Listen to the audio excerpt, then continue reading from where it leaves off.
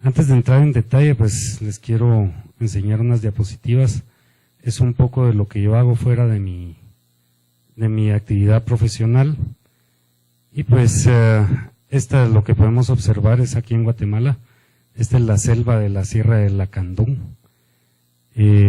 Como ustedes pueden observar, es de las selvas que yo he visitado, es la que más me ha impresionado, probablemente porque la considero yo impenetrable y es como que estar lo transporta a uno a una etapa prehistórica. Y les traigo estas diapositivas precisamente porque últimamente escucharon lo que hay en el Petén, los incendios, y realmente aquí tenemos este tipo de selvas. Cuando tengan la oportunidad de irlas a visitar, pues se lo recomiendo porque a un futuro no muy lejano, si no lo cuidamos, pues va a desaparecer como lo que está sucediendo actualmente en el área de la Laguna del Tigre. Para llegar ahí a esa selva que es en Piedras Negras, la Sierra de Lacandón, pues hay que llegar a una parte de Usumacinta que se llama, hay dos, es de la comunidad de Betel o de la técnica agropecuaria. Entonces se toma una lancha a la orilla del Usumacinta, más o menos una hora navegando, ya podemos observar lo que son la ciudad maya de Yaxchilán. Este es del lado de México. Y pues 3 horas después de llegar a Yaxchilán, río abajo, pues ya encontramos lo que es la ciudad de Piedras Negras, que era el objetivo de nuestra visita en esta oportunidad. Y podemos observar de este lado lo que es la Acrópolis central de Piedras Negras. Realmente esta es una reconstrucción realizada por Tatiana Proskuriakov, una de las primeras arquitectas que empezaron a desarrollar o a tratar de visualizar cómo era la ciudad en ese entonces. Y para que tengan una idea, nosotros este ranchito que está acá, precisamente está cubriendo esta estela, y nosotros estamos más o menos a lo que es este nivel, de tal manera de que todo está invadido por la selva, pero ya es parte de la vida que se genera en esta área. Y sobre todo pues nos damos cuenta de la magnitud de lo que era nuestra cultura hace aproximadamente 1500 años. Este es un periodo del Clásico Maya.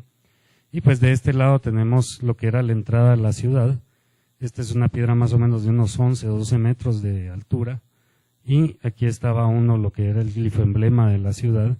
Y lo que se cree, porque no se han encontrado mayores datos porque era material perecedero el resto, es que aquí había un puente en la parte más angosta de lo que es el río Usumacinta con Comunicama del otro lado, que ya es México. De tal manera de que ojalá que tengan la oportunidad de visitarlo y pues de alguna forma tratar de comunicar lo que tenemos aquí en nuestro país para pues que todos aportemos nuestro grano y pues cuidemos lo que son nuestras selvas. Pues hoy me encomendaron la tarea de hablar de lo que es cáncer de próstata. Pues es un tema bastante importante, muy puntual, y que cada día, conforme vayamos aumentando en nuestra edad, en nuestro promedio de edad, vamos a ir viendo cada vez más casos del mismo. Vamos a desarrollar, porque el tema es sumamente amplio, entonces lo vamos a desarrollar en conceptos básicos, especialmente anatómicos, conceptos epidemiológicos. Posteriormente vamos a desarrollar lo que es la etapa diagnóstica del mismo, que yo creo que es de lo más importante que los puedo dejar. Y pues de último vamos a abarcar un poco de lo que es también lo que es la situación histológica, que es muy importante en cáncer de próstata, y vamos a abarcar brevemente lo que son las fases o las etapas de tratamiento o los tipos de tratamiento que hay. Realmente es muy extenso hablar de cada situación que les mencioné, pues llevaría una conferencia o magistral de cada tema. De tal manera de que, ¿qué es la próstata? Pues es un órgano fibromuscular, aproximadamente, como ahí está descrito, va a pesar 20 gramos. Nosotros hacemos mucho énfasis en lo que es el peso de la próstata, porque nos da mucha importancia clínica para tomar decisiones. Pues aproximadamente el promedio es de 20 gramos, se acepta que tenga 18 a 22 gramos, y pues estas son las medidas en promedio. La situación anatómica de lo que es la próstata, estas son todas las referencias. Sin embargo, aquí lo vamos a ejemplificar de una mejor forma, donde observamos que esta es la próstata, aquí tenemos el pubis, nos centramos en lo que es la vejiga, todo este conducto que está por acá es lo que es la uretra prostática, y pues hacia esta parte posterior está el recto. Si nos damos cuenta, anatómicamente son unos milímetros, más o menos 1 centímetro, lo que va a separar lo que es la distancia entre la próstata y el recto, y esta fascia que se llama aquí, que es una fascia bastante dura, se llama de Denonvilliers. Por aquí vamos a ver el músculo estriado de lo que da el esfínter prostático, el esfínter uretral, que está anterior a lo que es la próstata. Otras relaciones anatómicas, viéndolo en otro plano, lo mismo es importante para determinar la sintomatología, no solo de cáncer, sino de inflamación o hiperplasia prostática, vejiga, próstata, esfínter, uretra peniana. Y por aquí a este nivel, lo que le llamamos lo que es uretra vulvar. Otra referencia anatómica bien importante, nuevamente recalcando vejiga, próstata, uretra vulvar y pues ya después lo que es la uretra peniana. Aquí estamos desnudando prácticamente lo que son los cuerpos cavernosos y estas son las relaciones anatómicas. Esto es bien importante, la próstata tiene varias zonas y la importancia radica dependiendo de la zona, se va a originar ya sea enfermedad por crecimiento prostático, que es la famosa hiperplasia prostática, y hay otras zonas donde se origina más frecuentemente el cáncer prostático. De tal manera que vamos a tener una zona de transición y una zona central, prácticamente la tomamos ya en la práctica clínica como zona central y una zona periférica. Esto también es importante, es otro tipo de histología, pero se le llama zona anterior o fibromuscular, pero aquí lo más importante que nos tenemos que aprender es que hay una zona central y una zona periférica. Histológicamente, pues, está comprendido en estas situaciones, hay estroma, fibromuscular, hay capas musculares y hay tejido fibroadenomatoso. Fisiológicamente, aquí vamos a hablar un poquito de fisiología, porque realmente el desarrollo del cáncer de próstata o el desarrollo del crecimiento prostático se basa mucho fisiológicamente en lo que es la síntesis y producción de testosterona.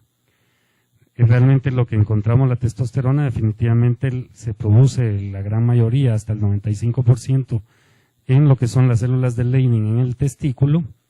Aproximadamente va a haber una producción diaria de 6 miligramos, pero un 5% también se produce a nivel de los que son las glándulas suprarrenales.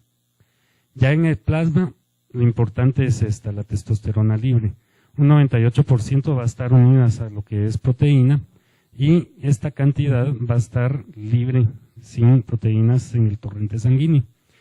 Esta testosterona libre va a ser metabolizada en el hígado, y otro porcentaje se va a ir directamente a la próstata.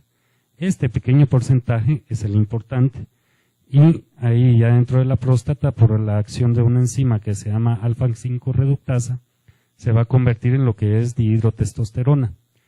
Esa dihidrotestosterona es la más importante en el tratamiento y en de cáncer de próstata, porque aquí es donde actúan ciertos medicamentos, pero sobre todo donde vamos a medir lo que es la inhibición del tejido, de la producción de testosterona, para ver si está bien controlado el paciente. Fisiológicamente esto ya se vuelve un poco más complejo, porque dentro del metabolismo y la producción de testosterona se ven involucradas otras hormonas, como es de las más importantes, la hormona liberadora de hormona luteinizante, ya que esta va a estimular la hormona luteinizante va a estimular a las células de Leydig para la producción de testosterona, y la hormona adrenocorticotrópica en las glándulas suprarrenales también interviene en la producción de testosterona, produciendo el 5% restante de la misma. En resumen, la hormona folículo estimulante va a estimular los túbulos seminíferos para la producción de espermatozoides. Y esta es la importante en el tratamiento de cáncer de próstata. La hormona luteinizante actúa sobre las células de Leydig para la síntesis de la misma. Y por supuesto aquí están lo que son las funciones o para qué sirve la testosterona, pues es la hormona sexual masculina, pues responsable en la embrión o en la pubertad de maduración de órganos genitales. Sin embargo, aquí hay algo bien importante. Esta pequeña fracción de hidrotestosterona favorece el crecimiento y mantenimiento de la glándula prostática. Más complejo todavía se vuelve esta situación cuando unimos la que es la síntesis de la testosterona a nivel testicular y a nivel adrenal, conjugado completamente con lo que es las hormonas liberadoras de hormona luteinizante. ¿Y qué es lo que sucede? Hay un efecto de retroalimentación negativa que va a leer los niveles a nivel sanguíneo de lo que son testosterona, de lo que es testosterona, y se echa a andar la maquinita, de tal manera de que si hay bajos niveles de testosterona, pues a nivel central empieza a estimularse la hormona liberadora de hormona luteinizante para aumentar la producción a nivel de lo que es el testículo. Y de manera de retroalimentación negativa, si los niveles están altos, pues disminuye la producción de la hormona liberadora de hormona luteinizante. Esto es bien importante comprenderlo porque la base de los tratamientos de castración química o medicamentosa, este es el mecanismo de acción. Nuevamente recordando, el 97% circula unidas proteínas, solo un 2 a 3% permanece libre y pues nuevamente la forma de acción de la testosterona. Pero la próstata tiene secreciones y estas son lo que forman la secreción de la próstata, pues es el eyaculado en un promedio más o menos de 3 ml, pues hay un 1% de espermatozoides. La vesícula seminal es la que aporta más cantidad al semen, precisamente, hasta 2 ml, y la próstata contribuye con más o menos medio mililitro en promedio. ¿Qué es lo que tiene la secreción prostática? Pues va a tener antígeno prostático específico, que es una proteína. Esto es básicamente la calicreína. ¿Y para qué sirve la secreción prostática? Realmente fortalece a la hora, le da un empuje a la hora del eyaculado y posteriormente también favorece la fertilidad, dándole un medio adecuado a los espermatozoides para poder fecundar en determinado momento el óvulo. Ya hablando precisamente en lo que es cáncer de próstata, pues vamos a encontrar que a nivel mundial puede llegar a representar hasta un 13.5% de todos los tumores masculinos. Realmente todavía hay diferencias, aunque ya en los países en vías de desarrollo estamos llegando a niveles altos ya de cáncer de próstata. Sin embargo, hay mucha diferencia en países desarrollados y subdesarrollados. En países ya desarrollados llega a tener ya la segunda o incluso ya hay unos que están peleando en la primera causa del tumor.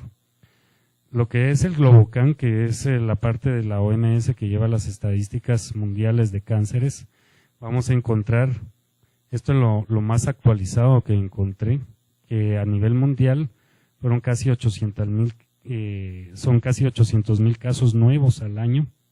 Esto va a representar aproximadamente 300,000 muertes relacionadas con cáncer de próstata. Juntando cánceres entre hombre y mujer, resulta que el cáncer de próstata ya es la cuarta causa de cáncer en ambos sexos. Y en Estados Unidos, que es donde de los países que más lleva estrictamente sus estadísticas, pues hay 200,000 casos nuevos por año y aproximadamente 28,000 muertes relacionadas directamente con lo que es cáncer de próstata. Lamentablemente en Guatemala no tenemos un registro exacto de lo que es cáncer de próstata, ni en el INCAN ni en el Seguro Social, tal vez que es donde más se tratan casos de cáncer de próstata y especialmente del Seguro Social porque ahí se tienen todos los elementos para tratamiento desde medicamentos quirúrgicos, radioterapia, etcétera. Sin embargo, no se lleva un registro importante.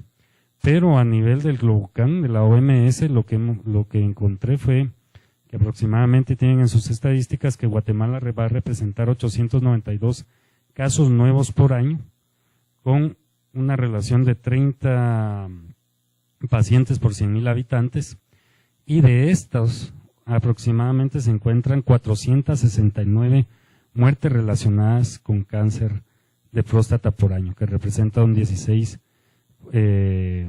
relación de 16 por 100,000 habitantes. Esto lo podemos relacionar porque realmente es bastante alta la relación de muertes comparadas con los países que están desarrollados.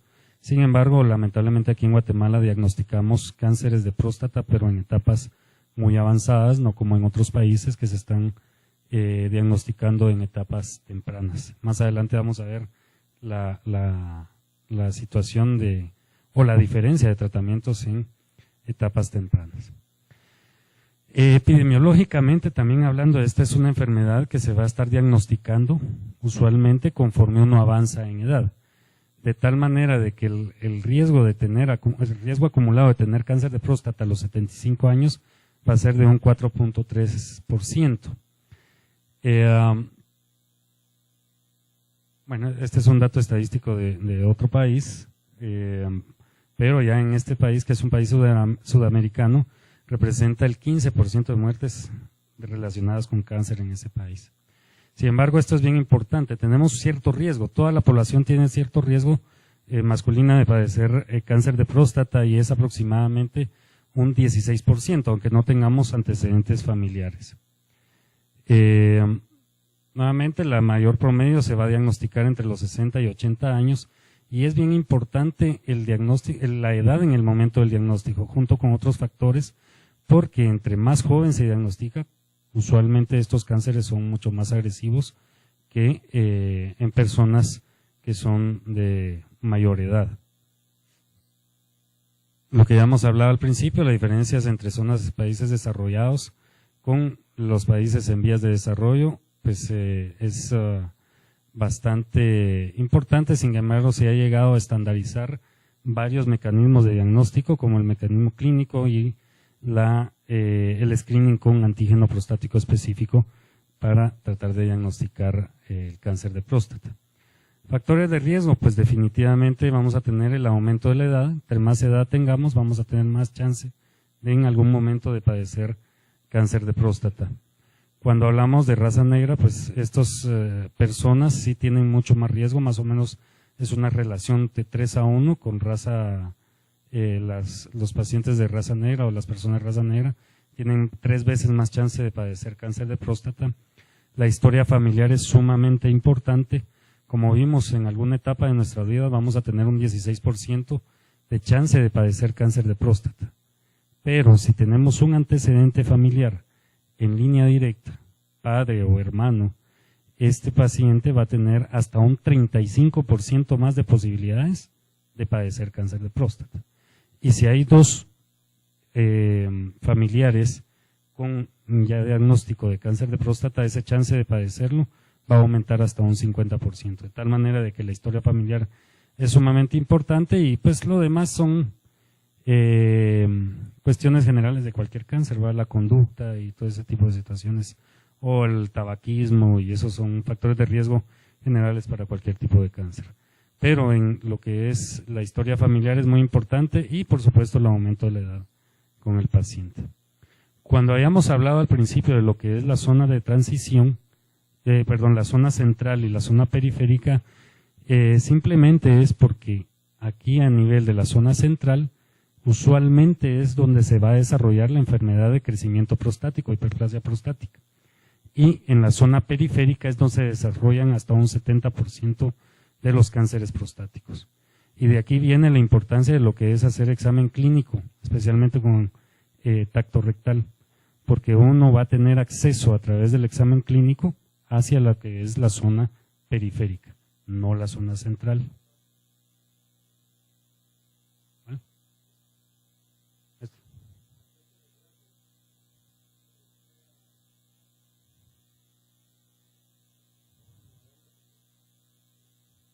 En ese aspecto, digamos, las personas que tienen menos actividad sexual tienen más chance por congestión de de padecer. Esto no está definido, solo lo ponen como factor de riesgo. Esto es más para personas que tienen hiperplasia prostática o prostatitis, si no hay actividad sexual. Sí, tiene más riesgo.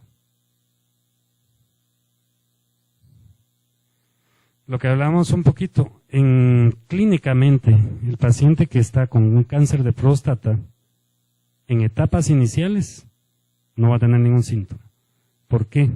Porque la sintomatología de la vía urinaria empieza aquí a este nivel. Recordemos que la hiperplasia prostática, yo creo que ya tuvieron una plática de esto, ¿no? Pero la hiperplasia prostática se va a desarrollar a este nivel. Y ahí es donde se desarrollan los síntomas urinarios de obstrucción, irritación, ardor, todo ese tipo de situaciones. Y el cáncer usualmente se desarrollan en la zona periférica, de tal manera de que muchas veces los síntomas de cáncer, si el paciente no tiene crecimiento prostático, van a ser mínimos hasta que ya pasa a la zona central, o que el tumor ya está creciendo, va a empezar a tener prácticamente los mismos síntomas que una hiperplasia prostática. Puede tener obstrucción para orinar, puede tener ardor, puede tener dolor para orinar, urgencia, puede tener nocturia. Y ya cuando uno empieza a evaluar clínicamente que el paciente tiene dolor en huesos, se queja mucho de dolor, especialmente a nivel lumbar o de caderas, uno ya con la clínica puede pensar que este paciente está en una etapa avanzada y poder tener ya metástasis. Esta es la historia natural de los síntomas de la enfermedad. Usualmente al principio hay crecimiento regional, posteriormente cuando ya hay metástasis, el primer lugar de metástasis en cáncer de próstata es a nivel de huesos, entonces empieza a haber esta sintomatología y pues ya en una etapa terminal donde pueden haber incluso metástasis viscerales, pues esta va a ser la sintomatología del cáncer prostático. El diagnóstico, ¿por qué lo puse primero? El tacto rectal, porque ese es el más accesible para toda persona que hace clínica, de tal manera de que esto no se debe de obviar en un paciente que está consultando por síntomas urinarios. No digamos que ya esté pasando de cierta edad y uno sospeche que pueda tener cáncer de próstata. Se va a completar con lo que es el antígeno prostático y un ultrasonido. El ultrasonido transrectal realmente no se debe de pedir de primera línea por lo molesto que es para los pacientes. Esto solo lo dejamos ya cuando hay que hacer biopsias prostáticas por sospecha de cáncer de próstata. Esto es donde hacemos el diagnóstico y pues el examen de histología o histopatología, como vamos a ver más adelante, tiene mucha relevancia en lo que es cáncer prostático, porque con ello podemos llegar a determinar incluso qué tipos de tratamiento influye mucho el espécimen histológico que nos reporta. El tacto rectal, vean, esto es sumamente interesante, hasta un 18% de los pacientes que van a la consulta pueden ser diagnosticados como sospechosos de cáncer de próstata solo con el examen clínico. Y es que esto es algo muy importante, ¿por qué? Hay pacientes que van a tener antígeno prostático normal. Y si uno no les hace examen clínico, pues el paciente va a pasar como que no cae en sospecha de cáncer de próstata. Y esto es bien alto, hasta un 18% de pacientes al examen clínico va a tener sospecha.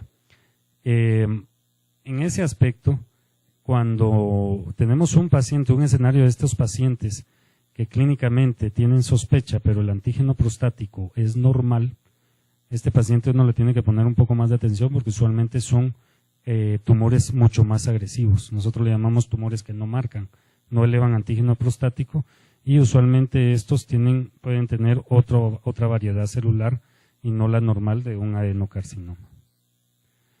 Pues los parámetros a valorar lo que es el examen clínico, pues es la sensibilidad, tamaño, consistencia, esta es la situación. Aquí tenemos los valores de cuando uno estima más o menos el tamaño. Esto también es para hiperplasia prostática y también para diagnosticar lo que es prostatitis. La forma de hacerlo, esta es la forma más conveniente para el clínico. Realmente a echar sobre una camilla al paciente y hacerle su tacto de esa forma. Aquí está descrita la técnica. es bien importante que la vejiga esté vacía, porque si no va a estimular al paciente que vaya a orinar, o entre veces el paciente resulta con urgencia después. Y esta imagen realmente representa cuando lo que es un cáncer prostático, y se va a palpar como que fuera una induración. Hay nódulos palpables entre veces, pero cuando es un cáncer ya muy avanzado, se va a tocar una induración. Aquí tenemos que apreciar o estimar qué tan avanzada también puede estar la enfermedad en determinado momento, si los dos lóbulos de la próstata se tocan completamente invadidos o están indurados, y también uno anatómicamente puede diferenciar si puede estar invadida la vejiga al tocar hacia la vejiga o hacia la uretra a este nivel. Pero lo más importante que les tiene que quedar es que hacer tacto y practicarlo, y ahí va a ir aprendiendo uno la consistencia y la sospecha de lo que pueda hacer un paciente con cáncer de próstata. El antígeno prostático pues es una proteína, realmente es órgano específico, o sea que solo es producida por la próstata y es secretado dentro de los conductos prostáticos. El valor significativo normal se considera hasta 4. Realmente estos valores ya han cambiado últimamente. Se está utilizando hasta 4 el valor normal. Aquí ponen valor intermedio, pero no es que sea así, sino entre 4 y 10 puede tener cualquier cosa. El paciente puede tener un cáncer de próstata, puede tener una inflamación prostática o prostatitis, o simplemente estarse desarrollando un cáncer prostático. Y el valor cae más en sospecha cuando aumenta a nivel de 10 nanogramos por decilitro.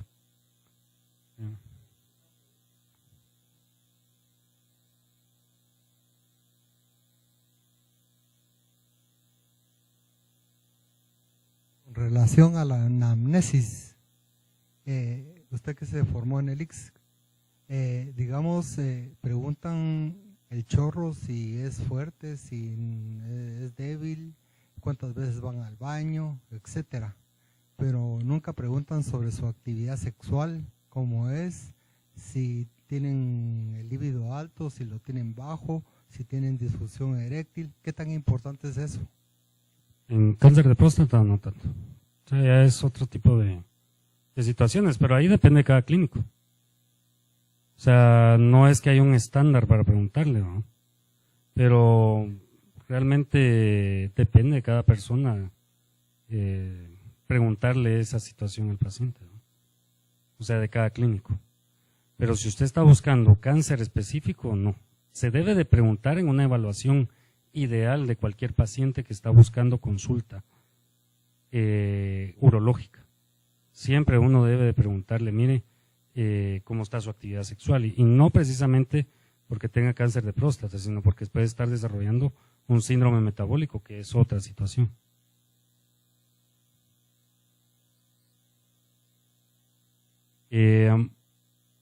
Bueno, los antígenos prostáticos varían también con la edad.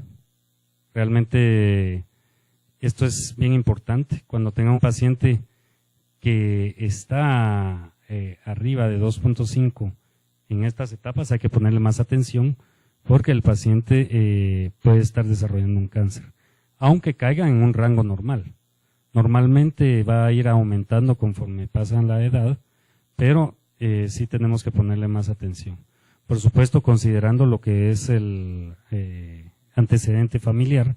Si el paciente tiene antecedentes familiares, estos pacientes tienen que ir a chequeos más continuos de antígeno prostático y evaluación clínica. Normalmente, y hay mucha controversia de qué momento empezar a hacer antígenos prostáticos. Y eso ha sido mucha discusión en todas las academias, en todas las asociaciones, en Europa, en Estados Unidos. De hecho, hace unos años en Estados Unidos, que usualmente es donde se rigía uno las guías de manejo, aumentaron y empezaron a recomendar que el primer antígeno prostático se empiece a hacer a los 55 años de edad. La razón de esa situación fue que en Estados Unidos se empezó a hacer muchas biopsias de próstata indiscriminadamente. Y más o menos en el 2003 o 2004 hubo una recomendación de que se disminuyera el valor normal de antígeno prostático de 4 nanogramos por mililímetro a 2.5, de tal manera de que en ese periodo de tiempo empezó a haber muchas biopsias prostáticas y por supuesto la mayoría o el gran porcentaje eran negativos. Después de eso empezaron a hacer una investigación y se metieron también los seguros médicos y recomendaron y lo subieron hasta la edad de 55 años. Realmente para hacer la primera toma, siempre y cuando no hayan antecedentes familiares. Realmente lo recomendado es individualizar cada paciente, hacerle ver cómo está su situación clínica, dependiendo por qué esté buscando el paciente la sintomatología que tenga o solo control preventivo, y si prácticamente hay antecedentes familiares o no. Si hay antecedentes familiares, yo le recomendaría la primera toma entre los 40 y 45 años y posteriormente a eso, una cada año. Y si no hay ningún tipo de sintomatología, hacer un antígeno a los 45 años, posteriormente a los 50 y después de los 50 una vez al año. Tenemos varias situaciones de lo que es el antígeno prostático. El antígeno prostático total, pues es la medición total en sangre del antígeno prostático, tanto la porción libre como la unida a lo que es proteínas. Ustedes han escuchado de lo que es el antígeno prostático libre. Eso nos sirve a nosotros en determinado momento, cuando el antígeno está entre 4 y 10, para determinar si el paciente va a ir a biopsia de próstata o realmente lo podemos seguir observando cómo se comporta el antígeno prostático. También está que es el antígeno prostático complejo, que es el que está unido a proteínas. Esto es el valor normal. La densidad del antígeno prostático también lo podemos medir. Esto se mide en relación a lo que es el volumen de tamaño de la próstata. Este es su valor normal. Y lo que es la velocidad del antígeno prostático. Esto usualmente lo que se hace son 3 mediciones mínimas al año de lo que es el antígeno prostático y hay que ver cómo se va su comportamiento. Y más o menos esto no tiene que pasar de 0.75 nanogramos por mililitro al año. Y esto, si tenemos un paciente con estas características, pues el paciente ya cae en sospecha de cáncer de próstata. Más o menos esta es una guía para el manejo del paciente que tiene o que se le está haciendo medición de antígeno prostático para la edad. Si está normal, pues solo se le da seguimiento. Anormal, tenemos estas condiciones, no se le ve muy bien, pero aquí tenemos que tener en cuenta condiciones que puedan elevar lo que es el antígeno prostático. Infecciones, inflamación, crecimiento de próstata y la propia edad. Si consideramos que uno de estos puede ser el causante de la elevación del antígeno prostático, pues tenemos que repetirlo después de un tratamiento. Si está normal, ya nos vamos por esta vía. Y si está normal, pues ya tenemos lo que es la biopsia de próstata. Algo aquí bien importante, si tenemos que una biopsia resulta negativa, pues tenemos que seguir haciendo mediciones de antígeno prostático. De tal manera de que una biopsia de próstata que resulte negativa, no necesariamente nos va a descartar definitivamente que el paciente que no esté cursando con un cáncer prostático. La forma más accesible de realizar la biopsia es a través del recto. Nos guiamos por ultrasonido, especialmente para estar seguros que vamos a tener biopsias o muestras de la próstata. El ultrasonido nos ayuda a detectar zonas hipoecoicas o hiperecoicas, o en determinado momento si le podemos poner Doppler, zonas muy vascularizadas, y hacia ahí dirigir lo que es la biopsia prostática. Usualmente hacemos de 12 biopsias en la primera biopsia. Yo hago posterior a la segunda ya 8 biopsias de cada lado y realmente podemos tomar un montón de biopsias, podemos tomar hasta 30 o 40 biopsias de próstata, pero entre más muestras se tomen, como se está haciendo a través del recto, hay mucho más riesgo de que el paciente se complique y pueda hacer una septicemia. Por eso más o menos este es nuestro número de biopsias. La técnica es esta, se recuerdan lo que hablamos, zona de transición y zona periférica, y aquí, por ejemplo, tenemos lo que es la parte anterior de la próstata, la base y la vesícula seminal. Y aquí lo que es la zona central y las zonas periféricas. Dirigimos o tratamos de dirigir las biopsias hacia estas zonas. Esto es de un lado y del otro lado, de tal manera de tratar de cubrir todas las zonas anatómicas de lo que es la próstata. Les quería hablar algo de la histología. Esto es algo muy importante y yo no sé en qué otro tipo de cáncer es tan determinante la histología. O sea, obviamente es importante todos los cánceres, pero en cáncer de próstata es sumamente importante porque muchas veces por la clasificación histológica vamos a guiar o vamos a determinar el tipo de tratamiento que el paciente o que le vamos a recomendar a nuestros pacientes. Pues este señor es un patólogo, realmente es el que desarrolló la clasificación histológica que lleva su nombre para el cáncer de próstata y ha sido tan importante el legado que él antes de fallecer o en sus años previos a fallecer, pues fue nombrado, siendo patólogo, fue nombrado presidente honorario de la Asociación Americana de Urología, que esto pues solo un par de especialistas de otras ramas se los han reconocido. Pues la anatomía patológica es un adenocarcinoma, la mayoría, hay otros tipos celulares, como células pequeñas, como cánceres de células pequeñas, que ese tiene comportamiento y un tratamiento completamente diferente de lo que es un cáncer prostático, pero aquí lo importante es que es un adenocarcinoma, el 95% o más van a tener. Se toma en cuenta la histología de Gleason, el número de biopsias positivas y el porcentaje que va a tener cada cilindro. De tal manera de que esta era la clasificación previa, se toma más o menos una gradificación de 1 a 5 y pues esta era la situación, más o menos era un porcentaje o lo que se tomaba estadísticamente de 2 a 4 en la sumatoria de Gleason, pues la sobrevida era bien alta, pero en un Gleason de 7 a 10, en ese número, pues la sobrevida a 10 años es bastante baja. Sin embargo, esto había mucha dificultad en ese tipo de interpretaciones porque teníamos muchos juegos, ¿verdad? Gleason de 3 más 1, quedaba un 4, Gleason de 6 y era mucha dificultad para los patólogos. De tal manera de que a raíz de eso se empezó a hacer varios estudios y en julio del 2015 hubo una reclasificación a partir de este estudio. Este fue un metaanálisis que realizaron donde participaron, fue un estudio multicéntrico, participaron 5 hospitales grandes y se tomaron en cuenta más de 20,000 pacientes para este estudio. De tal manera que lo que se observó fue que el Gleason 6 tenía un 96% de sobrevida a 5 años.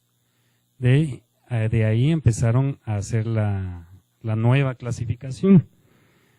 Tomaron en cuenta la clasificación del Gleason 7, un predominio de 3 más 4 o de 4 más 3, ahí van a ver la clasificación más adelante. Esta sumatoria significa el que más indiferenciado esté, se le da el primer punteo. Y el que más diferenciado y más indiferenciado está, se le da el segundo punteo. De tal manera de que a raíz de esto, y esto es lo importante que se les quede, se clasificaron en 5 grupos. Todos los que están abajo de 6, Gleason 6 para abajo, se puso en grupo 1, que significa que es un bajo riesgo. El grupo 2, un Gleason 7, pero que tiene 3 más 4, un grupo moderado riesgo, junto con el grupo 3, que es un Gleason 7, pero que tiene sumatoria de 4 más 3. El grupo 4 le pusieron la sumatoria de Gleason 8, cualquier sumatoria, entre lo que quepa, y el grupo 5, pues ya aunque sea un Gleason 9 o 10.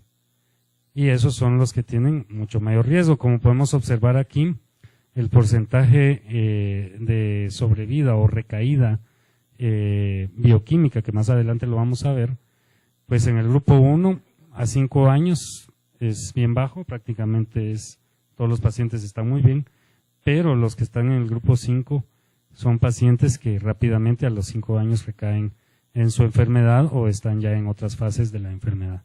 De tal manera de la histología de Gleason es sumamente importante, y aquí es lo que observamos o lo que les comentaba excelente a los grupos o la clasificación de la histología de Gleason. Esto es lo que estamos usando, fue aprobado el año pasado por la OMS y hoy actualmente esta es la clasificación que estamos utilizando para el estadiaje y tratamiento de los pacientes de cáncer de próstata. Lo que es la clasificación, pues el famoso TMN, tumor, metástasis y nódulos.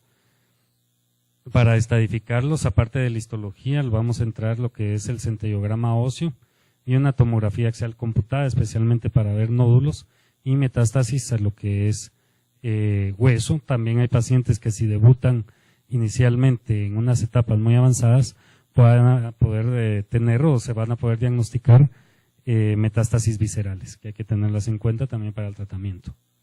Este es un centellograma óseo, lo que estamos ejemplificando aquí son metástasis, todo es hueso. También se puede usar resonancias magnéticas, especialmente en aquellos casos de que el centellograma óseo no es concluyente. Vamos a tener zonas aquí a este nivel, especialmente hipotensas después de la administración de medio. Aquí, este es bonito porque aquí se mira bien la actividad tumoral. Los estadios, las grandes clasificaciones, van a ver un estadio localizado y avanzado. Tomamos en cuenta la clasificación, el tamaño de tumor sobre todo para empezar a estadiaje y la presencia de nódulos y metástasis, como les mencioné hace un momento. También interpretamos a los pacientes que tienen o están en una etapa localmente avanzada cuando van a estar invadiendo lo que son vesículas seminales o lo que es el cuello de la vejiga. Y lo que es la clasificación clínica más funcional, pues el estadio 1, aquí vamos a observar el cáncer solo está acá, en un lóbulo y en una parte muy pequeña. Estadio 2A solo va a estar en un lóbulo, pero ya va a estar tomando un gran porcentaje de lo que es el lóbulo o se encuentra en todo el lóbulo prostático. Estadio 2B, pues ya abarca los 2 lóbulos. Estadio 3, esto ya está invadiendo cuello de la vejiga o vesículas seminales. Y estadio 4, pues ya van a haber metástasis. Esta es la clasificación clínica y la más práctica para poder tratar al paciente de cáncer de próstata. Tenemos que también tener en cuenta niveles de riesgo, que es lo que llamamos niveles de riesgo nosotros, cuando empezamos al momento del diagnóstico del paciente, clasificamos el tipo de tumor, nuevamente el Gleason, es bien importante, esto ya es para tomar en cuenta el tratamiento, y esto significa el riesgo de progresión de la enfermedad. O sea que si nosotros tenemos un paciente de bajo riesgo con estas características, el tratamiento que escojamos para el paciente muchas veces puede ser llegar a ser curativo por lo menos a 10 años de tratamiento. Pero si tenemos un paciente en este escenario, tenemos que escoger adyuvancia porque el paciente no va a tener tanto chance de curación. De tal manera de que estos niveles de riesgo es bien importante para el tratamiento inicial del paciente. Y pues los tratamientos van a estar dependiendo de la clasificación que tengamos, los pacientes de bajo riesgo van a cirugía o a radioterapia y que están localizados. Pacientes que están localmente avanzados o en etapas avanzadas se van a radioterapia, terapia hormonal, terapia biológica, quimioterapia y por acá tenemos nuevos tratamientos, pero esto es en otras fases del cáncer de próstata cuando ya están en una fase que se llama hormonorefractaria. ¿Qué tenemos que tener en cuenta? Pues todo, ¿verdad? Para tener en cuenta cuál es la mejor opción de tratamiento para el paciente. Por supuesto, la edad es de la base, la expectativa de vida, las comorbilidades que puedan tener los pacientes, la etapa y realmente esto es bien importante, ¿qué es lo que quiere el paciente? Hay pacientes en etapas muy iniciales, con bajo riesgo, y que tienen arriba de 80 años, esos pacientes incluso se pueden observar, tener vigilancia activa y no dejarles ningún tipo de tratamiento médico. Aquí muchas veces se alarman las personas y no aceptan ese tipo de tratamientos, pero es una opción que es muy puntual y que es muy realizada, o más que todo en países europeos. Los tratamientos: tumor localizado, cirugía o radioterapia. Estas son las modalidades de radioterapia, lo vamos a ver rápidamente ahí. Lo que es una prostatectomía radical, pues la podemos hacer de esta forma. Esto es cuando es abierta. Esta es transperineal. Esta realmente, yo nunca he hecho una de estas. No tiene mucho más complicaciones que la transperineal, que la transabdominal. Ya de unos 15 años para acá, o unos 20 años, se empezaron a hacer cirugías laparoscópicas para cirugía radical de próstata con muy buenos resultados, especialmente en las complicaciones que se refiere inherentes a este tipo de cirugía. Y lo más actualizado es lo que es la cirugía robótica. Esto sí no lo hacemos acá en Guatemala, pero esta es de la cirugía de avanzada. Actualmente se hace en países desarrollados, donde el operador o el cirujano principal está en este lado, y pues este es el robot y asistentes para este tipo de cirugías. En 1941 estos autores fueron los que describieron lo que es la deprivación androgénica como base del tratamiento de cáncer prostático, y a ellos se les confirió lo que es un premio Nobel debido a este tipo de descubrimiento. Posteriormente se desarrollaron otros estudios para investigando lo que es el tratamiento de cáncer de próstata en base a hormonas. Y también en 1971, ¿se acuerdan lo que les había dicho al principio de la fisiología de lo que era el metabolismo de la testosterona? Pues en el 71 Shally fue el que desarrolló lo que es la castración química en base a análogos de la hormona liberadora de hormona luteinizante, y precisamente a él también se le confirió por ese descubrimiento un premio Nobel, de tal manera de que el cáncer de próstata o la investigación en cáncer de próstata ha aportado 2 premios Nobel a la medicina. Nuevamente, la deshormonización va a estar en dos, o se puede hacer de 2 formas: la castración quirúrgica o lo que es la castración química. Y la castración química, pues vamos a tener 2 familias: antiandrógenos, que son tratamientos tomados, agonistas y antagonistas de la hormona liberadora de hormona luteinizante. Hay ventajas y desventajas de la misma. Por supuesto, la base de investigación de la supresión de testosterona fue lo que es la orquidectomía, y de la orquidectomía pues se empezó a desarrollar lo que son los estudios de análogos. Pero la base realmente del tratamiento es la disminución de la producción de hormona masculina. Todo tiene sus desventajas y ventajas. Pues la orquidectomía lamentablemente es muchas veces no es muy aceptado para el paciente, pero tiene una gran ventaja, que es un tratamiento único y rápidamente descienden los niveles de testosterona a castración, que es lo que uno trata de llevar al paciente en el tratamiento médico del cáncer de próstata. También tenemos monoterapia con antiandrógenos periféricos. Esto lo que van a hacer es bloquear el receptor de dihidrotestosterona, y estos son los que se desarrollaron. En nuestro medio este es el más utilizado, que es la bicalutamida.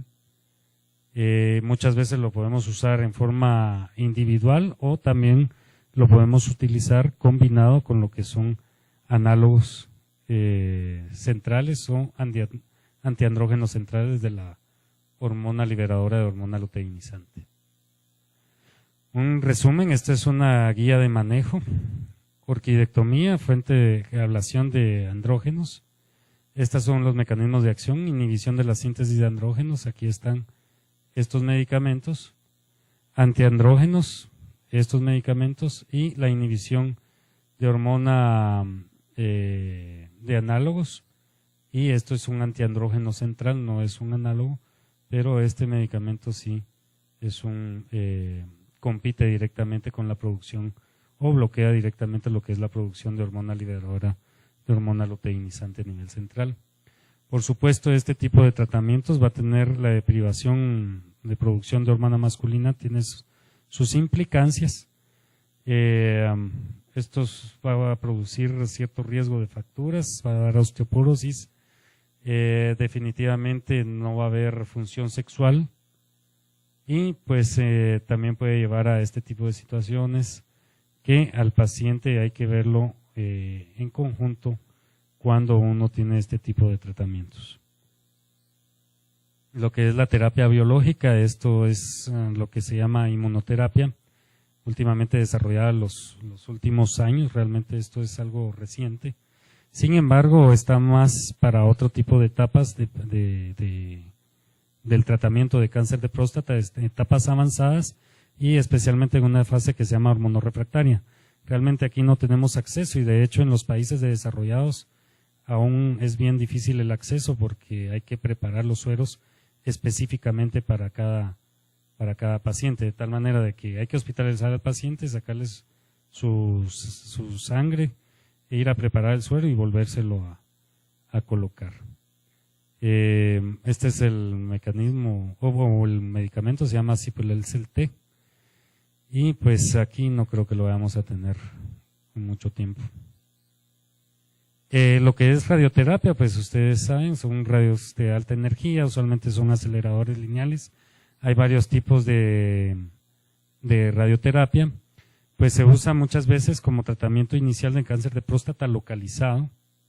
También se puede utilizar en cáncer de próstata localmente avanzado, y en cáncer de próstata avanzado se puede utilizar para el tratamiento de metástasis, especialmente para el alivio del dolor.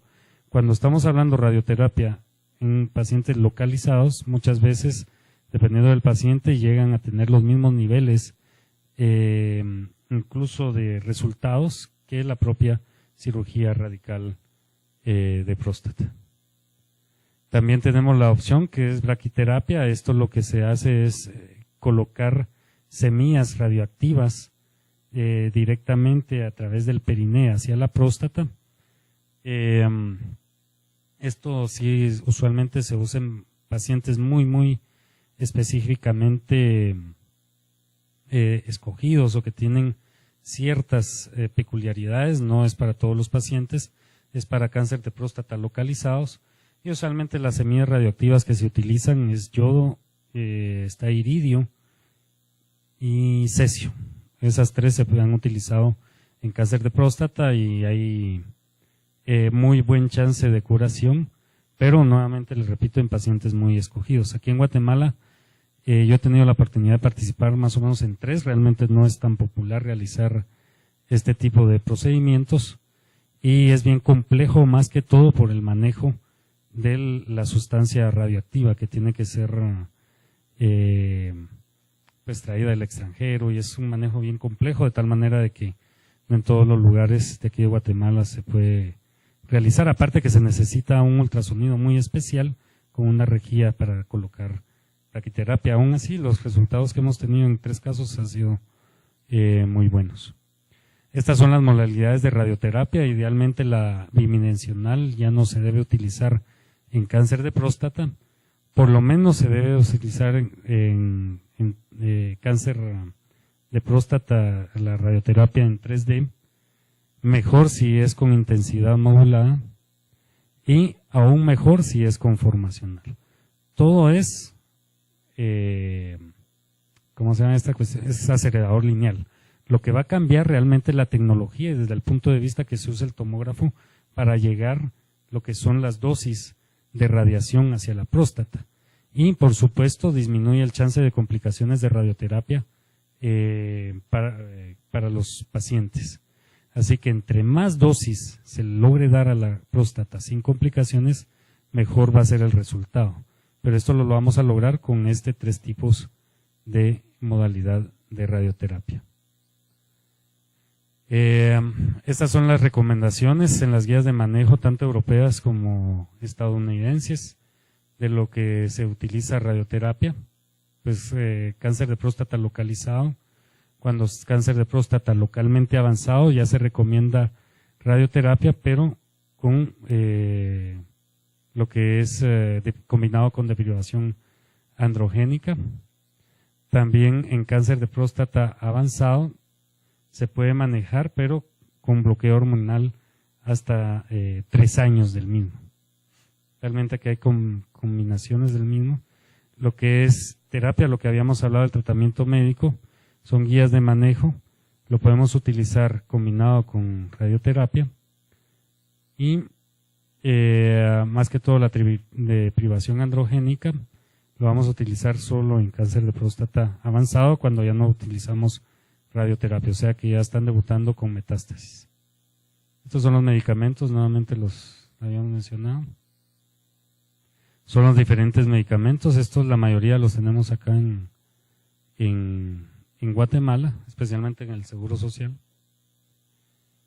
Y pues esto es solo lo quería mencionar, ya cuando pasa todas estas fases de tratamiento el cáncer avanza hacia una fase que se llama hormonorefractaria, o sea el cáncer se vuelve resistente a los medicamentos que se están utilizando. Esto de que el paciente se diagnostique y llegue a esta fase, pues pueden pasar muchos años o un periodo de tiempo muy corto, dependiendo realmente de el momento del diagnóstico del paciente y la etapa en que se diagnosticó. Para esto tenemos nuevos medicamentos, hay mucha investigación en desarrollo y yo creo que en los próximos años vamos a tener una nueva gama de medicamentos para el tratamiento de cáncer de próstata en esta fase, que lamentablemente pues es muy, muy poco accesible por los costos para la población. Bienvenido, doctor. Estamos a sus órdenes. Pues muchas gracias por la invitación. A los colegas de Educación Médica Continua, felicitaciones por realizar estas actividades que nos motivan a seguir actualizándonos en las distintas áreas de la medicina. El tema de que vamos a cubrir hoy es hematuria, el cual más que una entidad es un síntoma, ¿verdad? Este síntoma está presente en muchas enfermedades. Y entonces el día de hoy vamos a tratar de ampliar un poquito esa visión que tenemos sobre hematuria para que probablemente cuando nos llegue un paciente y le detectemos hematuria, probablemente tengamos una visión más amplia y tomemos otras conductas. Recordar que el sistema urinario, a grosso modo, está compuesto por los riñones, que generalmente están en número de 2. Recordar que a veces solo se nace con 1, a veces hay riñones en herradura, anomalías, generalmente son 2. Los uréteres, en número 2 también, con variantes anatómicas, que llevan la orina del riñón hacia la vejiga. A nivel de la pelvis renal, la unión ureteropiélica y la unión ureterovesical, la vejiga y la uretra. Y a nivel del varón, la próstata, a nivel de la salida de la vejiga. Entonces tenemos que la hematuria es una causa muy frecuente de consulta de emergencias o incluso al consultorio clínico. De hecho, por eso mismo el manejo inicial es fundamental. ¿Sí se oye, no? Sí.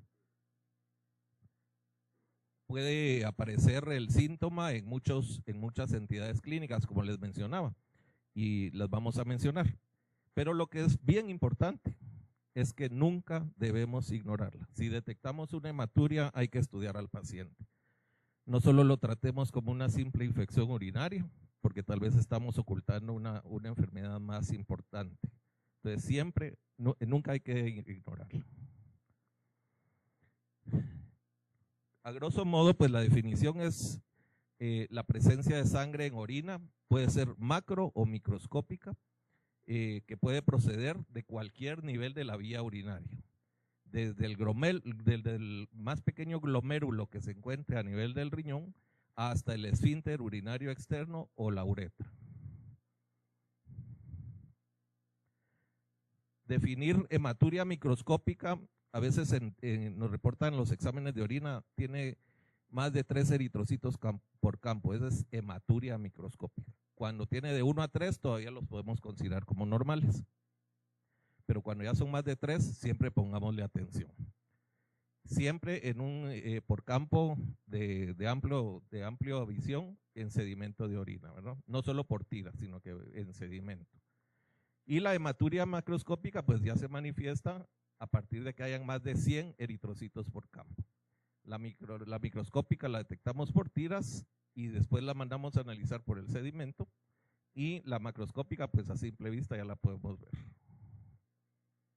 Recordar que puede suceder a cualquier edad, desde recién nacidos hasta los más adultos mayores de la edad que se imaginen, en cualquier sexo, ambos, hombre o mujer, o ambos. Puede suceder hasta un 9 a 18% de la población en general. Es importante diferenciar la hematuria de la uretrorragia. Recordar que hematuria es lo que ya definimos, mientras que uretrorragia, la hematuria se manifiesta cuando uno orina. La uretrorragia es el sangrado cuando no hay orina, cuando uno no orina y le sale sangre por la uretra. Eso se define como uretrorragia. Recordar que tampoco es tan frecuente en los tumores renales, en un 30% pueden suceder.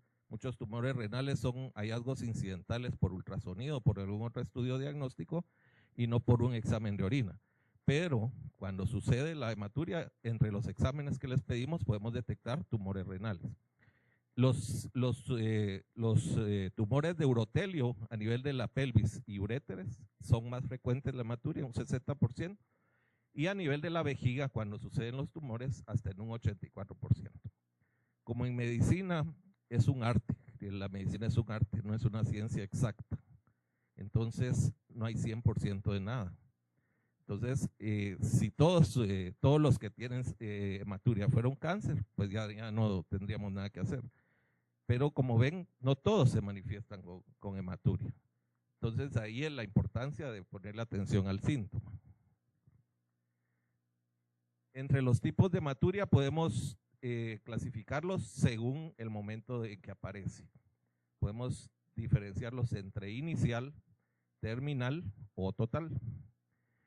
Inicial, pues cuando el principio del chorro miccional, comienza el chorro, sale la hematuria y después se aclara la orina. Terminal, cuando termina de orinar y al final es que sale la hematuria. Y total, la cual sale desde el principio hasta el final. De esto nos va a orientar, si es inicial, pues la causa hay que sospechar que sea a nivel de uretra o próstata. ¿De acuerdo? Si es terminal, pues vamos a sospecharlo a nivel del cuello vesical o próstata. Y si es total, pues hay que sospechar que pueda ser del riñón, tracto superior o vejiga. ¿De acuerdo? Según el número de eritrocitos por campo, ya lo definimos, si son más de 3 y no se mira a simple vista, pues es microscópica, no tiene cambios de color en la orina, y si es macroscópica, pues arriba de 100 eritrocitos ya se manifiesta, y obviamente ya la ve desde rosada hasta rojo profundo. El tono de rojo nos puede orientar el tiempo que lleva la hematuria. Por ejemplo, una hematuria rutilante pues nos indica un sangrado activo reciente, mientras que un tono vino tinto pues nos orienta a una hematuria que ya lleva algunos días, ¿verdad? Los coágulos, ustedes han visto coágulos de color vino tinto, esos nos indican que ya son antiguos, pero si son rutilantes, pues necesitan ponerle más atención porque puede ser que tenga un sangrado activo el paciente. Según la duración de la hematuria, puede ser transitoria o permanente.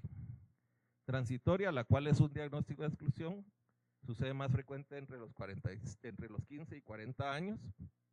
Puede ser ocurrir por un ejercicio intenso, por traumatismos, actividad sexual, Ejercicio intenso, aquellos pacientes que se dedican a hacer maratones, no se hidratan adecuadamente y pueden tener hemoglobinuria o mioglobinuria también.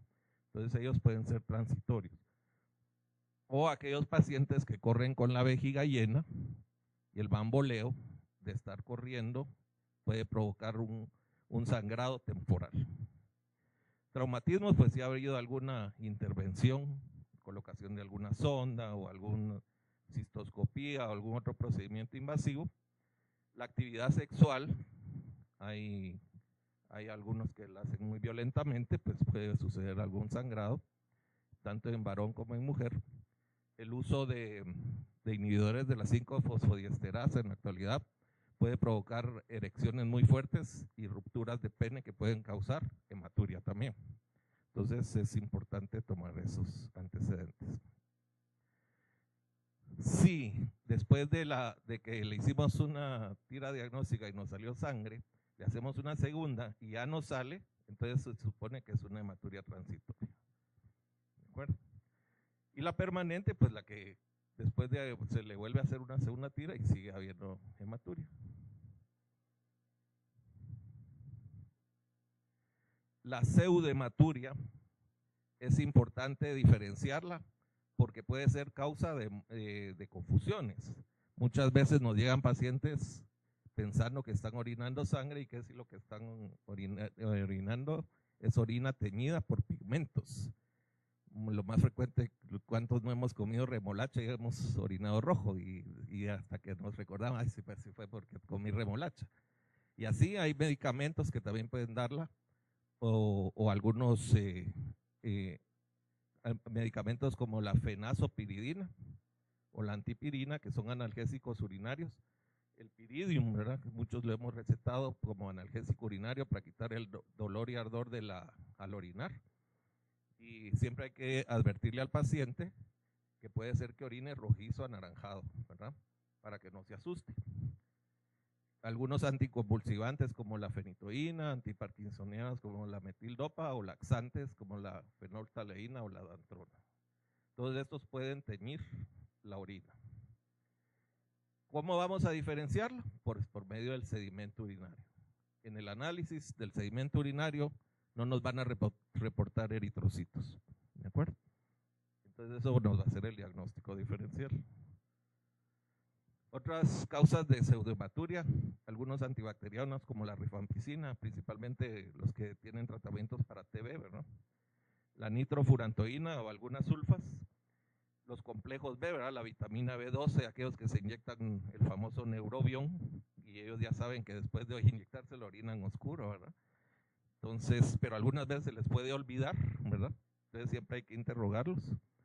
Algunos alimentos, el más frecuente, como mencionábamos, la remolacha, pero algunas veces la zanahoria, los huicoyes o zapallos también pueden dar pigmenturia en la orina. Y algunos pigmentos biliares, como en la ictericia, recordemos la coluria, ¿verdad? Que da las hepatitis. Y las porfirias, que hay cambios en las porfirinas, que también pueden manifestarse con orina roja. Aquí hay un gráfico en el cual resumimos prácticamente todas las causas de hematuria que hay. A nivel renal, tuberculosis, pielonefritis, cálculos que pueden ser pequeños o coraliformes, algún grado de insuficiencia renal, tumores grandes, tumores del urotelio, insuficiencia renal aguda, transitoria, ¿verdad? A nivel de la pelvis renal, tumores del urotelio. A nivel de los uréteres, también tumores del urotelio, o algún cálculo que puede quedarse atorado y causar algún grado de hidronefrosis secundaria. A nivel vesical, pues el cáncer, que es lo que principalmente hay que diagnosticar para que no siga avanzando, sino que tratarlo, ¿verdad? Cálculos a nivel de la vejiga, divertículos o vejigas neurogénicas, ¿verdad? Que causan trabeculaciones cuando uno hace una cistoscopía. Las trabeculaciones son como estas músculos hipertrofiados que no se deben ver normalmente cuando uno hace una cistoscopía. La mucosa vesical debe ser lisa. Cálculos vesicales, ¿verdad? Cuando hay alguna obstrucción distal, el sedimento urinario puede formar cálculos a nivel de la vejiga. Normalmente los cálculos se forman renales y después pueden bajar, pero cuando hay alguna obstrucción pueden formarse directamente a nivel vesical. Y a nivel prostático pueden haber cánceres o hiperplasia también, ¿verdad? Y a nivel uretral, estenosis, uretritis o cáncer, ¿verdad? Entonces, estas son las principales causas de hematuria. Ya mencionamos la más frecuente y tal vez la que más acceso hemos tenido y la que suponemos de inicio o de plano es una infección. Cuando alguien nos llega orinando sangre o con historia de orinar sangre, puede ser la cistitis hemorrágica, ¿verdad? La famosa cistitis hemorrágica, que puede ser causada por una infección, la más frecuente es por la Escherichia coli, o la cistitis poscoito, ¿verdad? Es la cistitis de luna de miel, puede ser también, que ya está descrita también. Entonces, por infecciones urinarias, nefropatías médicas, glomerulonefritis, pionefrosis, etcétera. Procesos quísticos, quistes renales, ¿verdad? Que generalmente pueden ser únicos o multiquísticos, en ese caso pueden ser hereditarios. Y aparte del riñón pueden existir a nivel de otros órganos como el hígado o páncreas. Los cálculos, ¿verdad? Que es de las más frecuentes, ¿verdad? Cálculos renales o ureterales o vesicales. Traumas urológicos, trauma cerrado de abdomen puede ser. Recordemos que el riñón está bien protegido por las últimas costillas en la cavidad torácica. Entonces esas costillas todavía lo defienden bastante de algún trauma, pero algún trauma directo puede ser causa de un trauma renal y eso causar hematuria. Lo más frecuente en la actualidad son los frenazos, ¿verdad? Que con el frenazo del cinturón puede haber algún golpe a nivel renal y eso causar hematuria, que puede ser transitoria si ya se detecta que no hay ninguna otra lesión. A veces son simples hematomas renales que el tratamiento es médico. Pueden ser invasivos los traumatismos urológicos cuando uno hace, desde colocar una sonda ya está invadiendo uno y puede ser causa de hematuria también. O tumores a nivel de todos los órganos que ya mencionamos, ¿verdad? También puede ser una hematuria temporal por fármacos, principalmente aquellos pacientes que tienen quimio o radioterapia, ¿verdad? Fármacos quimio o radioterapia pueden quedar con hematuria, que puede ser transitoria o recurrente. Entonces todo dependerá de qué forma se presente para el tratamiento. Trastornos metabólicos, ¿verdad? Discrasias sanguíneas como la hemofilia o algunas otras, púrpura trombocitopénica, etcétera, que pueden causar prolongación de tiempos de coagulación y causar hematuria.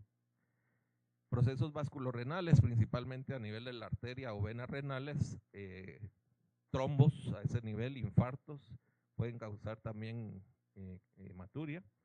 La hematuria de estrés que habíamos mencionado, pacientes que corren con la vejiga llena o tienen la vejiga llena, etcétera. Y la hematuria ex vacuo. Seguramente desde que éramos estudiantes nos ponían a colocar sondas en emergencia, pacientes obstruidos prostáticos, y se vaciaba la vejiga y después orinaban sangre. Eso se debe a que se rompen algunos vasos sanguíneos de la mucosa, y eso se debe a la hematuria ex vacuo, por eso se llama ex vacuo después de evacuar la orina. ¿Cómo vamos a orientar de dónde viene la hematuria? Puede ser por su causa, monosintomática o asociada a piuria y disuria. Monosintomática es la forma más frecuente, ¿verdad? Generalmente el paciente le llega a consultar, mire, me oriné sangre. Pueden ser enfermedades de crecimiento lento como un cáncer, hemangiomas, pueden haber varices a nivel de la vejiga o cálculos, ¿verdad? Como ya habíamos mencionado. Si está asociada a piuria y disuria, dolor o ardor para orinar, pues generalmente hay que pensar en infección del tracto urinario, que es lo que generalmente todos pensamos inicialmente. Por supuesto que no es un mal diagnóstico, pero no quiere decir que sea lo que siempre va a ser, ¿verdad? Inicialmente podemos cubrirla con antibióticos, pero siempre hagámosle investigación, porque también puede ser algún cáncer que se nos puede estar pasando. Hemos tenido algunos casos que llegan pacientes, miren, me han estado tratando mis infecciones, mano, vamos a hacerle un ultrasonido y cabal, ahí está el tumor, ¿verdad? Entonces no hay que confiarse solo con dar antibióticos.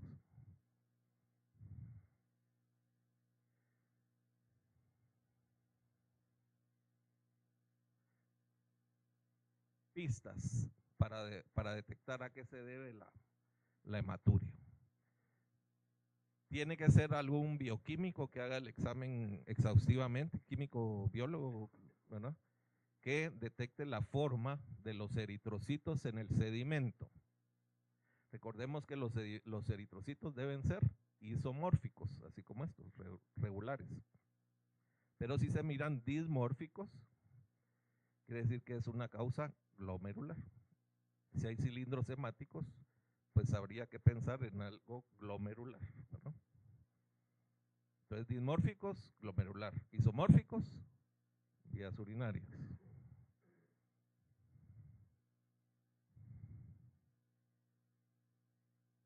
Origen no glomerular. Y cilindros hemáticos, una inflamación aguda glomerular, ¿de acuerdo?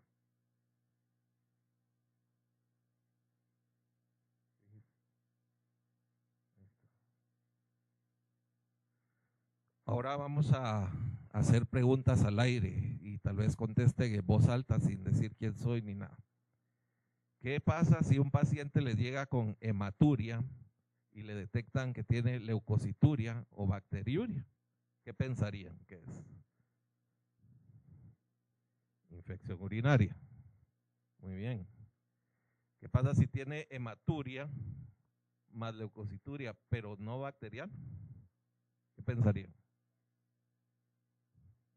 ¿Alguien más? ¿Alguien más? Infecciones por micobacterias, principalmente tuberculosis. Es una enfermedad que no es muy frecuente aquí en Guatemala a nivel de vías urinarias, pero no hay que descartarla. Si a un paciente que le está dando muchas infecciones recurrentes, hagámosle un estudio de Sil-Nielsen o un cultivo de Lowenstein-Jensen en orina para descartar que sea tuberculosis. Hematuria más eosinolifiluria, ¿qué pensarían? Pueden ser parásitos o nefritis intersticial.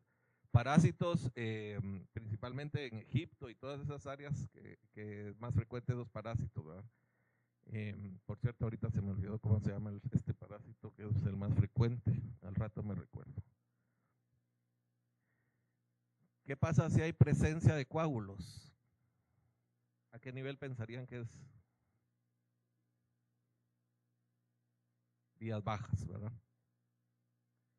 Si tiene forma vermicular o de gusano el coágulo,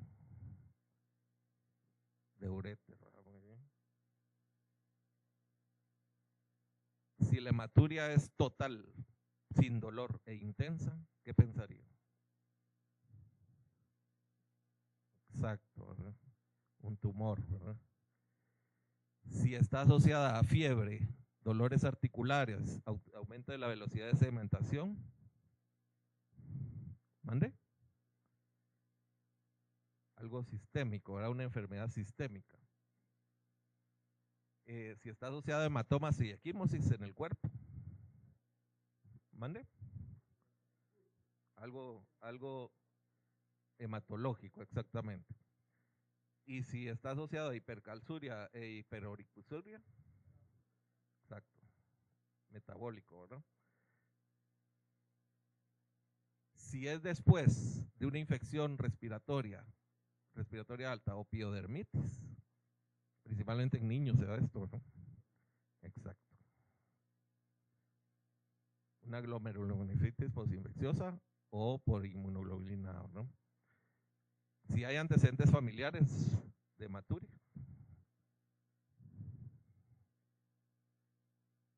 podría ser porfiria, pero principalmente hay que pensar en quistes, ¿verdad? Si hay dolor lumbar unilateral que se irradia a la región inguinal, dolor clásico, ¿verdad? Dolor lumbar que se irradia al flanco, fósil de acá del lado y al testículo en el caso de los varones o labio mayor en el caso de las mujeres, cara interna del muslo, Del lado afectado, muy bien. Cálculo, ¿verdad? Entonces, como ven, uno puede ir razonando y discerniendo según la evolución del paciente. Si hay algún reciente trauma o ejercicio físico intenso, pues asociarlo a eso, ¿verdad? Si hay historia de trastornos de coagulación, pensar en algo hematológico, ¿verdad? Síntomas obstructivos urinarios bajos, hipertrofia prostática benigna o cáncer de próstata. Enfermedades hematológicas, ya habían mencionado ahí púrpura trombocitopénica, leucemias, hemofilias, ¿verdad? O que el paciente esté anticoagulado por alguna razón, ¿verdad? Todo eso hay que detectarlo. Esto ya se los dije. Si hay hematías dismórficos, ¿a qué nivel es el origen? Glomerular, muy bien. Si es la piuria estéril más hematuria, tuberculosis, nefropatía por analgésicos o enfermedades intersticiales. Si es una hematuria cíclica, principalmente, bueno, en mujeres específicamente, cada 30 días le viene. Bueno, aparte que puede ser la menstruación, exacto, pero esa no es la pregunta, porque sí hay que descartar que no esté menstruando la paciente, pero puede ser una endometriosis, ¿verdad? Una endometriosis urinaria.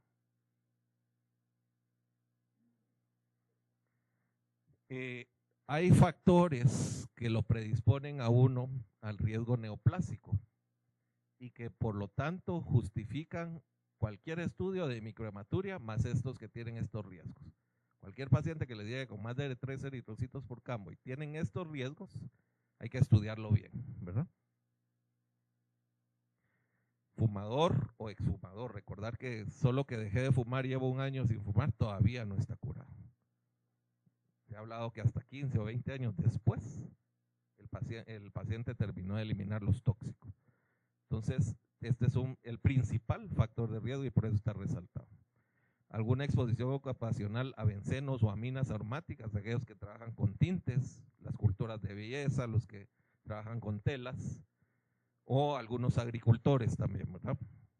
Que sea mayor de 40 años, algunos mencionan hasta 35 años, eso es un factor de riesgo. Enfermedades urológicas asociadas, cálculos, principalmente pacientes que están obstruidos y que usan la sonda continuamente y permanentemente. Por ejemplo, pacientes con vejigas neurogénicas, el uso prolongado de sondas puede predisponer a cáncer. Sintomatología irritativa miccional persistente, episodio clínico urológico reciente, historia de infecciones recurrentes, abuso de analgésicos, recordemos que los mismos analgésicos pueden dar hematuria, o historia de alguna irradiación pélvica. En mujeres principalmente el CACU, ¿verdad? Cáncer cervicuterino, en varones el cáncer de colon, por ejemplo, ¿verdad? En la actualidad con las radioterapias 3D conformal que ya mencionó el doctor Figueroa previamente, pues estas cistitis hemorrágicas han disminuido mucho, pero pueden suceder también. Aquí les traje esta gráfica que me encontré para que vean solo lo que tiene el cigarro, que los que fuman todo eso están fumando, ahora se lo llevan a los pulmones y a todo el cuerpo. Mencionaban en alguna reunión los que manejan todos los tóxicos, que qué podían hacer con estos, que a dónde los podían ir a tirar. Y a uno de estos cerebros se le ocurrió, ¿por qué no se los vendemos como cigarros? Y ahí están. ¿Eh? Y nos los están vendiendo. Entonces el diagnóstico, como toda enfermedad o todo síntoma, el principal diagnóstico es a través de la historia clínica. Recordar que la anamnesis le da a uno hasta un 70% del diagnóstico. Entre más exhaustivo sea uno, más puede llegar al diagnóstico. Considerar la edad, a nivel en la niñez, los más frecuentes son las glomerulonefritis y las pielonefritis, sin descartar que pueden haber problemas metabólicos que pueden causar cálculos también, ¿verdad? En adultos, los más frecuentes son, yo les diría que resumirlos en 4. Infecciones, cálculos, golpes o traumas y tumores o cáncer. En esos 4 se resumen las principales causas de hematuria. No son las únicas, por supuesto, como ya hemos visto, Pero si ya descartamos esa, lo más probable es que tengamos que referírselas al nefrólogo. Pacientes con más de 40, bueno, en algunos dicen 35, seguro más de 50 años, hay que investigarlo para descartar que no sea alguna neoplasia. Antecedentes familiares, poliquistosis renal, antecedentes de cáncer de próstata, recordar, no sé si lo mencionó el doctor Figueroa, que lamentablemente no es que al que haya tenido padres o abuelos con cáncer de próstata les vaya a dar cáncer, pero tienen más chance, ¿verdad? Entonces siempre investigar todo eso.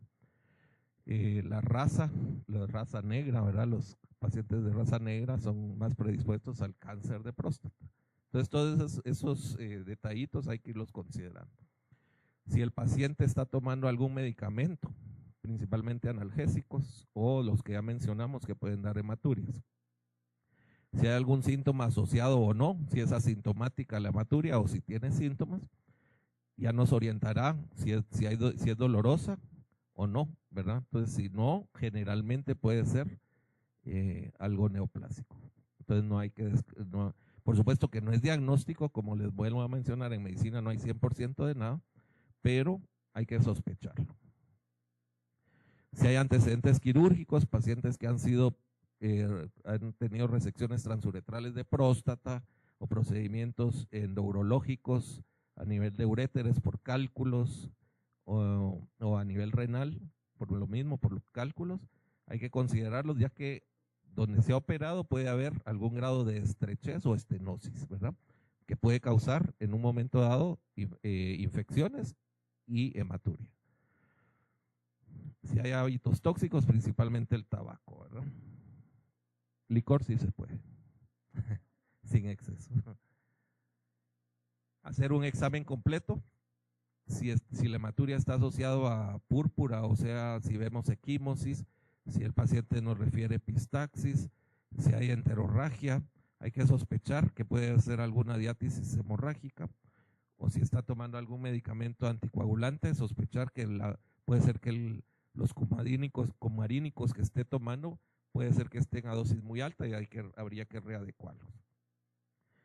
El sangrado de encías es otro de los síntomas, ¿verdad? Si hay hematuria asociado a hinchazón o edema e hipertensión arterial, siempre hay que sospechar que puede ser un síndrome nefrítico o nefrótico, ¿verdad? Y en mujeres, principalmente en mujeres, si está asociado a fiebre, artritis y eritema malar, como del lobo, sospechar que puede ser lupus, ¿verdad? Entonces, como ven, la hematuria es un síntoma que nos puede orientar a mucho, no lo debemos menospreciar. Cuando le hagamos un examen, palpación, inspección, palpación, percusión y ¿cuál me faltó? Auscultación, perdón, gracias. Entonces tenemos que hacer palpación en busca de masas, ¿verdad?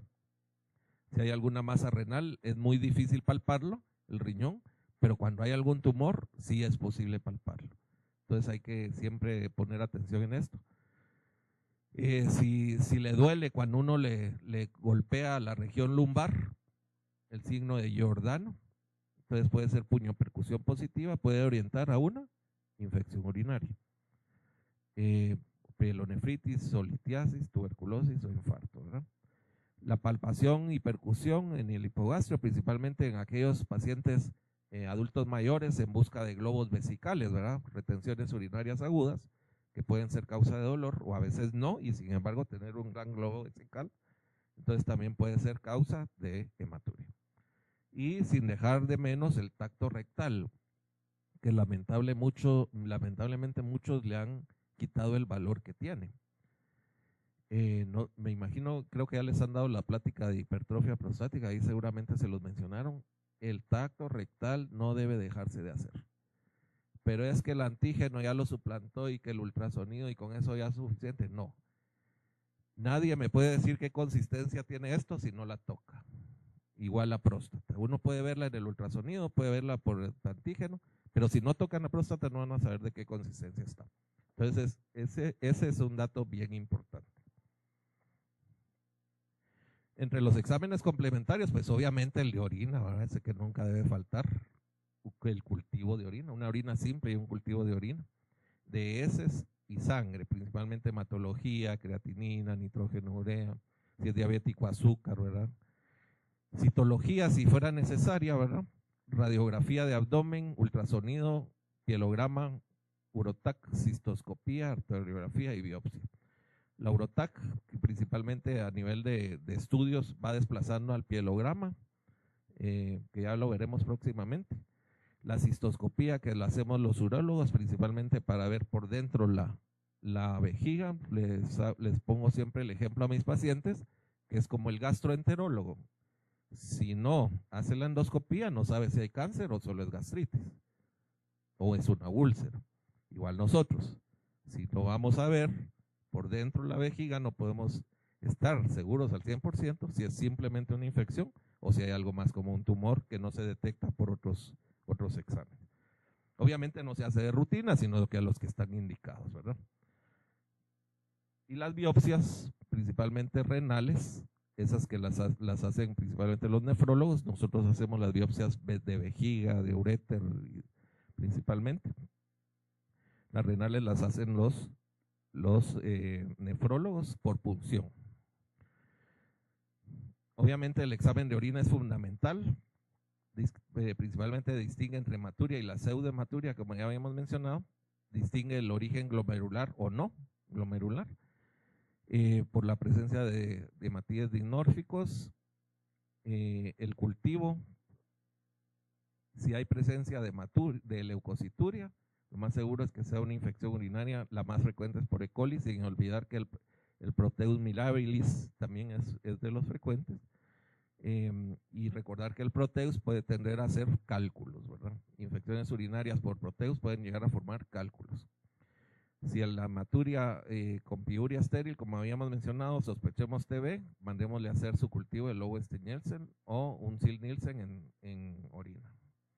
Seriado, ¿verdad? Por lo menos 3. Pruebas de coagulación, si hay proteinuria de más de 1 gramo, siempre hay que hacerle estudio de 24 horas. Siempre hay que pensar que si es más de 1 gramo hay una glomerulopatía y definitivamente hay que referirla al nefrólogo, no al urólogo, ¿verdad? Son los nefrólogos los encargados de estudiar esto.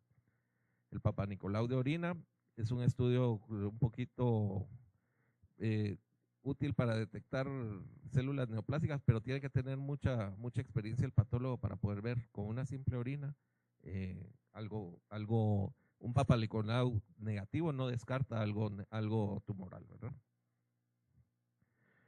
El ultrasonido es el estudio más accesible, una radiografía de abdomen simple. Estos dos, siempre que sospechen un cálculo, nunca deben faltar, ¿verdad? El ultrasonido y una radiografía simple de abdomen. Si es necesario, ya le haremos un pielograma o idealmente una urotac. El ultrasonido principalmente es muy útil para ver riñones y vejiga. Los uréteres es difícil identificarlos, pero principalmente su ventaja es que es bien accesible, donde no hay un ultrasonido ahora, y principalmente es que es de bajo costo. Entonces ese estudio prácticamente que no nos falte. No usa contraste, o sea, si hay retención de azoados o insuficiencia renal, no importa, sí se puede hacer. Es un estudio que se considera indispensable en cualquier hematuria y principalmente en el embarazo se puede utilizar. Los otros estudios tienen esa limitante, los que causan radiación y usan medio de contraste. Nos determina la relación córtico-medular y es útil para ver quistes y masas, para detectar quistes y masas renales, tumores vesicales.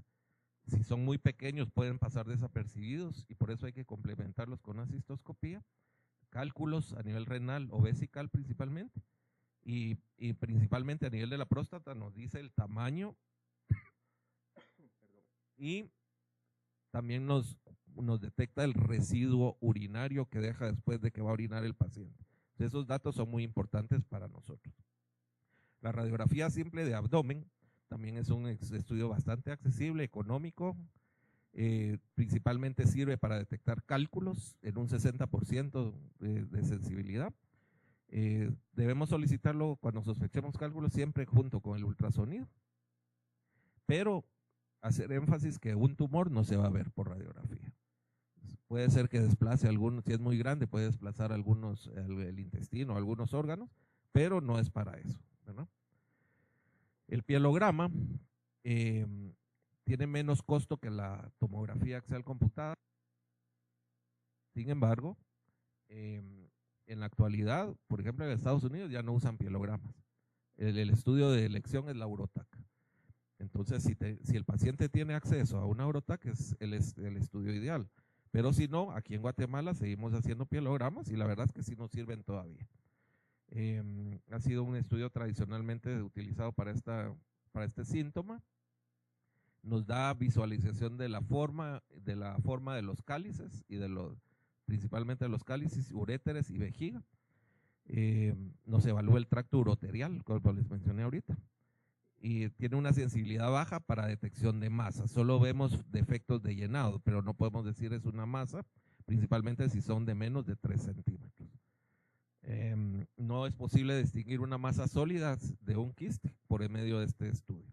Mientras que por medio de la Urotac es más preciso, principalmente para detectar cálculos pequeños, es muy efectivo.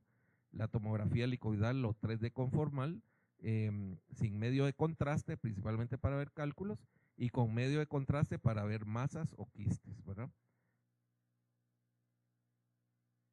Si fuera necesario, pues le pedimos la citología que habíamos mencionado, estudios seroinmunológicos, la cistoscopía, que como en este caso es un varón, introducimos el cistoscopio, que puede ser rígido o flexible, y entonces vemos el tracto uretral, en el varón la próstata y la vejiga.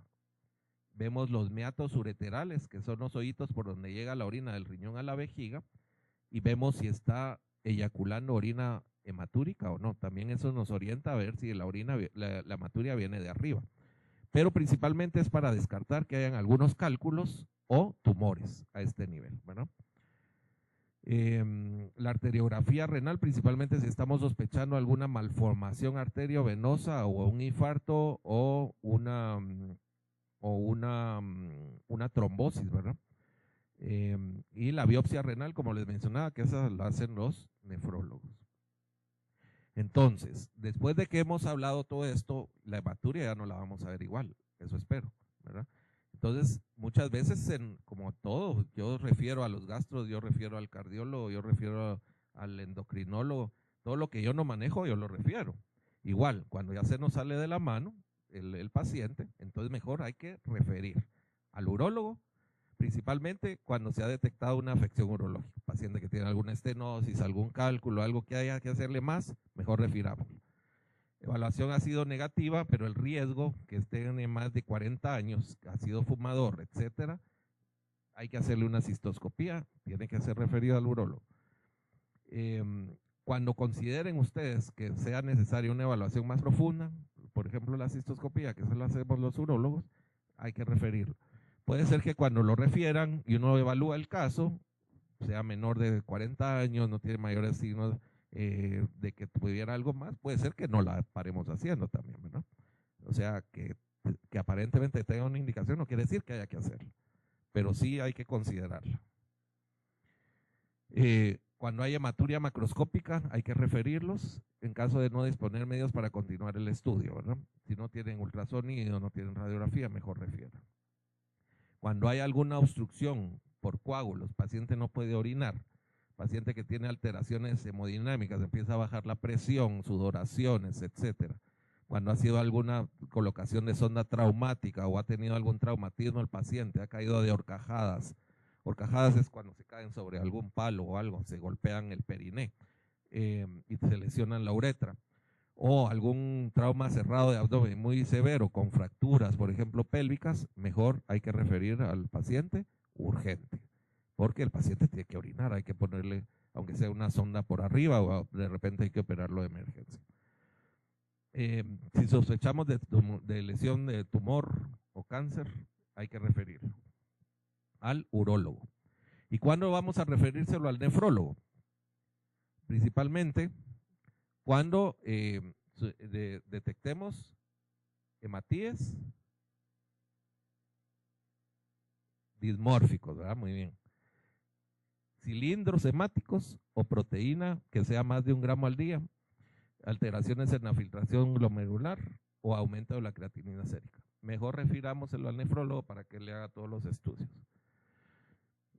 Cuando hay alguna indicación de una posible biopsia, pensando en alguna glomerulopatía severa o que tenga que hacerle diagnóstico el nefrólogo, ellos lo hacen la biopsia. Cuando la evaluación inicial ha sido negativa, pero persiste con microhematuria persistente por más de 1 año, mejor refirámoslo, ¿verdad? Manejo de una causa nefrológica como una glomerulopatía primaria, un síndrome nefrótico, síndrome nefrítico, etcétera, mejor refirámoslo. Entonces, para terminar, en resumen, pues hematuria, sangre en orina, confirmado con tira reactiva en 2 ocasiones, ya no es pseudohematuria. Entonces, ya es una hematuria verdadera.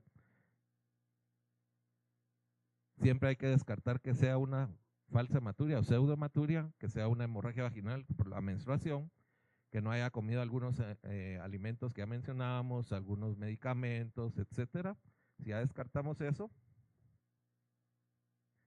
y le encontramos proteinuria,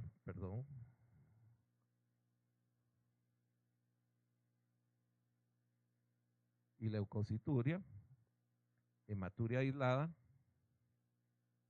hay que hacerle siempre sus estudios de ultrasonido, que no nos falte, que es accesible actualmente. Si es normal, pues si está indicado a más de 40 años el paciente, y una cistoscopía, probablemente un pielograma, si cotiza la urotac, mejor la urotac. Si es una masa quística, puede ser una punción para mandar al análisis de la citología. Generalmente los quistes renales se catalogan en 5, según la clasificación de Wozniak. Es una clasificación radiológica por medio de tomografía. Digamos que 3 son buenos y 2 son malos. Entonces la mayoría de quistes son benignos y la mayoría de quistes no hay que hacerles nada, pero algunos sí, y entonces esos son los que hay que estudiar, ¿verdad?